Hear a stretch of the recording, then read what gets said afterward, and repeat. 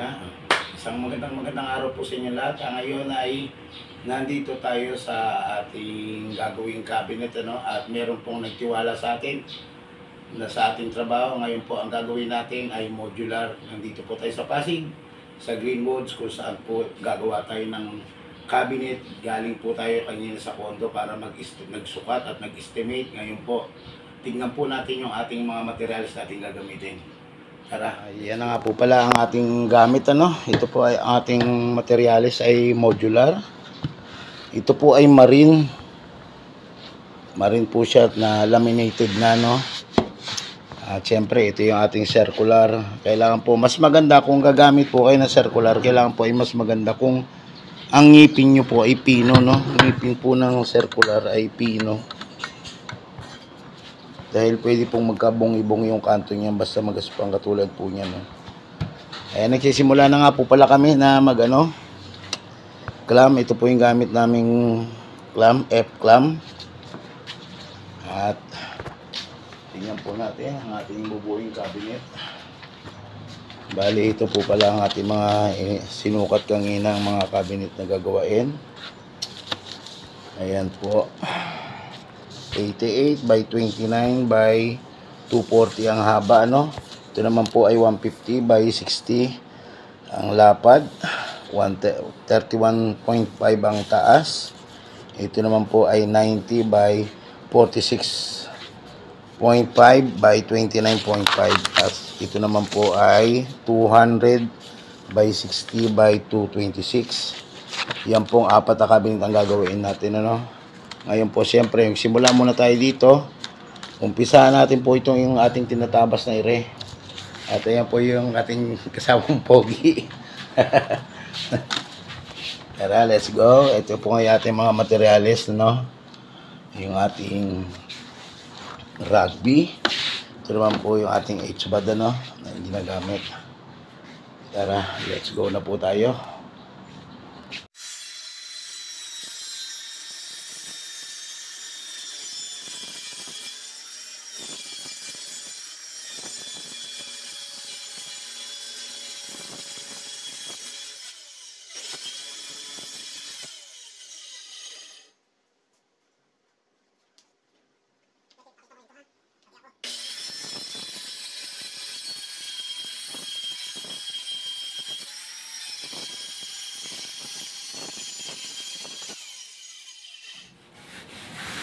Ayan, nagpalihan na po tayo sa kanya, Pinalihan po natin yung pinakakanto. Aalisin natin yung gaspang dahil hindi po maganda yung ating talim. At ito naman, siyempre, ngayon, meron pa pala akong isang tip sa inyo. Kung kayo po ay ganitong circular ang gagamitin nyo, huwag nyo pong kalimutan maglagay ng masking tape, para hindi po magasgasan ng ang ginagawa nating modular, pinaka laminated. At siyempre dahan-dahan lang din sa pagtulak ng circular para hindi rin po magkabungi-bungi yung ating pinaka modular, yung pinaka laminated. Makikita nyo may puti-puti, yan ang magiging lilyahin tuloy. Ayan, makita ko po sa inyo hanggang sa matapos, bubuo muna kami ng mga cabinet. Modular. Kung ano po yung kinukuha nyo sukat, kailangan po lagi nyo na po itong ibawas, Dalawang guhit po ito. Kapag pinagtapal nyo pong ganyan, dalawang guhit po. Yan, kung halimbawa po itong tatabasin nyo ay kabilaan nyo lalagyan ng modular, ng H-bad, kailangan po, bawasan nyo na po nung pinaka H-bad yung tatabasin nyo, at kailangan po pati yung talim, na ibawas nyo na para hindi po kapusin lagi yung ating modular.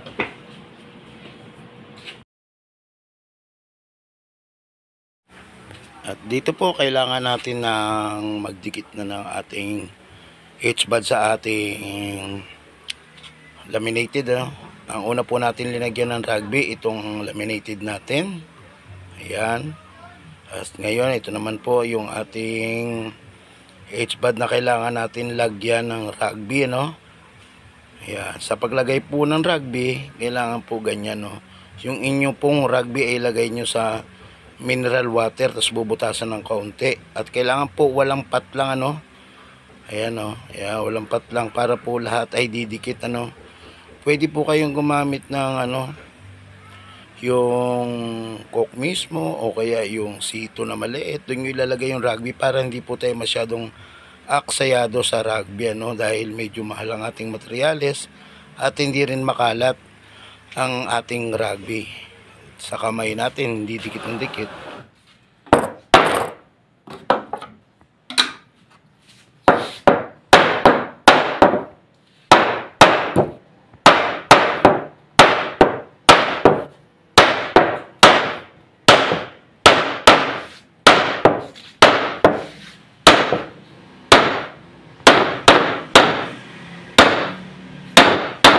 Yan, so paglagay naman po ng edging, kailangan ipantay na po natin kaagad ano, para magandang tignan.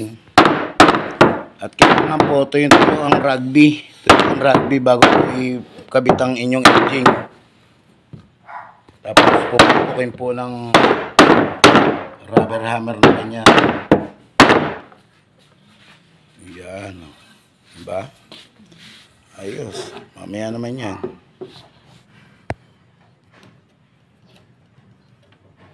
Ayan, ganyan po pagkabit ng ano, pinaka H-bud niya.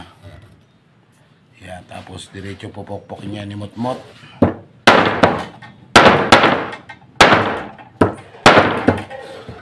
Assemble na tayo ng ano, no, cabinet. Bali, na-assemble na po natin siya.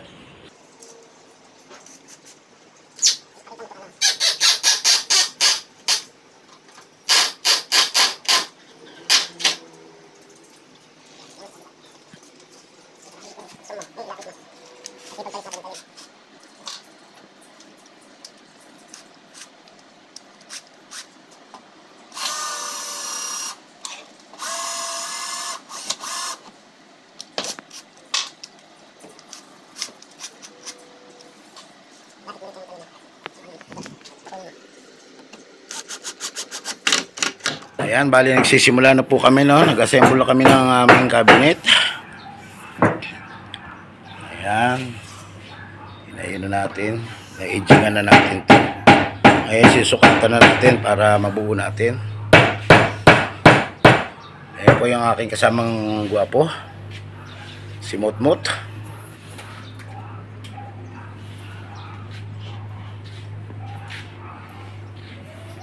Siyempre magdidibisyon na tayo dito.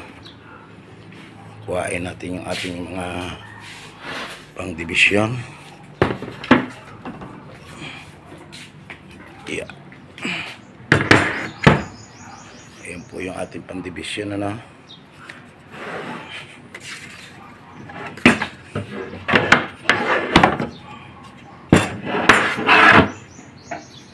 Ayan, ganyan po yung ating pang-division.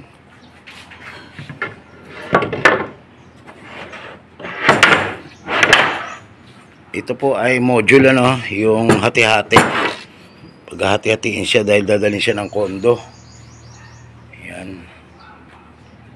Ganito po ituturok sa inyo ang diskarte, hindi nyo po natin kailangan gumawa ng guide ano.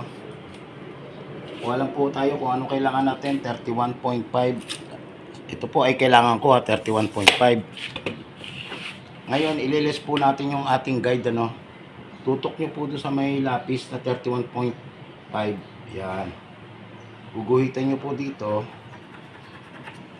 Yan na po yung guide natin. Ganon din po ipapasa nyo sa kabila. Yan na po ano. Pasa natin dito sa kabila.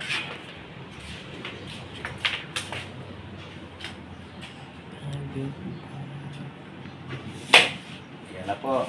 Ngayon, lalagyan na po natin ng pattern. Ito po yung pinaka-pattern natin. Ano, kailangan po, ang kukunin nyo pong plywood, yung may uryada po, ano, para tuwid talaga.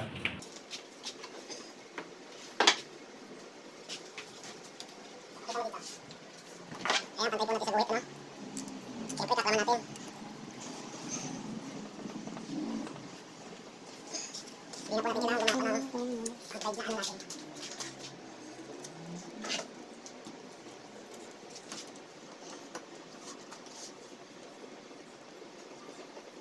Tatabasin na po natin yan.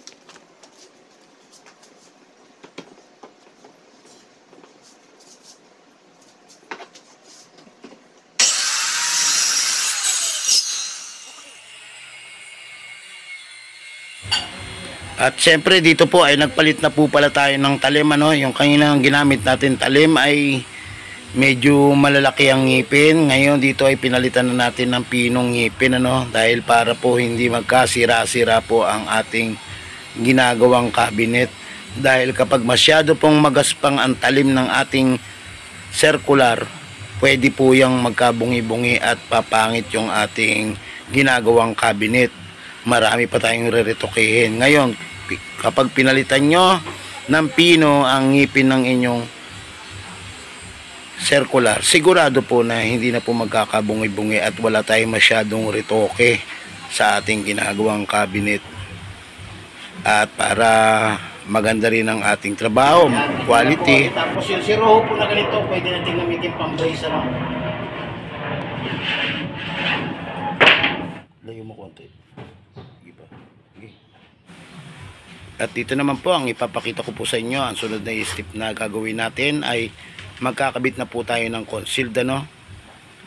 Ayan po, tinutornilyo lang po natin yung ating concealed para mabilis po na trabaho. Gumamit tayo ng pinakabarena niya, no, na dispensable na barena. Yan po ay mabilis na trabaho. Sa pagbutas naman po ng ating concealed, kailangan po ay may guide na kayo ng lapis, ano, na iniskwalahan nyo kung sakaling wala kayong pang-pattern.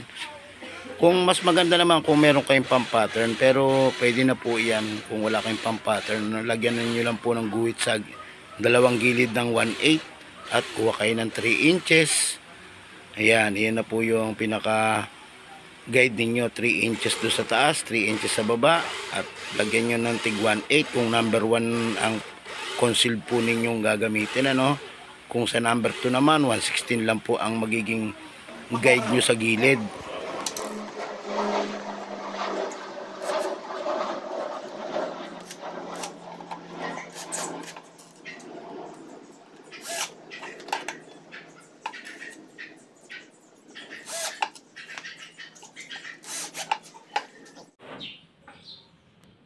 Ngayon naman po, susunod na step na gagawin natin ay ikakabit na po natin yung ating pintuan na mayroong concealed, ano. Linagyan po natin ng concealed na kanina. At yung ating po palang mga pinto ay may aging din po pala yan, ano. Yung H-bud, hindi ko na rin po naipakita sa inyo yung iba dahil masyadong mahaba ang video. Ganon din po yung aming project, ano. Lalagyan ng rugby. Ito po yung ating cabinet na ginawa. Sobra. Makikita nyo. Ayan. Ayan, ngayon naman po, titornilyo na natin. Ayan. Subukan na po natin kung maganda. Ito po ay puro hanging cabinet. At dadalhin po natin ito sa kondo pag nasa quality. Pag sa sunod na pagbabalik namin. Ayan, oh, kita nyo. Dadalhin po ng kondo yan. Lahat ngayon ay ito na po yung ating finished product ng ating cabinet na tinapos, ano. At ito po ay 3 araw namin ginawa. Dadali namin sa kondo. Sa susunod na araw, abangan nyo po yung pagdala nito sa kondo, pag-install namin. At kung kayo po ay hindi pa nakasubscribe sa aking YouTube channel, huwag nyo pong kalimutan mag-like at mag-share. Pakipindot na rin po ang button bell para po kayo updated sa aking mga video na ipapakita. At huwag nyo rin pong kalimutan ang aking Facebook page. Hanggang dito na lang po ang aking video. Maraming salamat po. Bye-bye!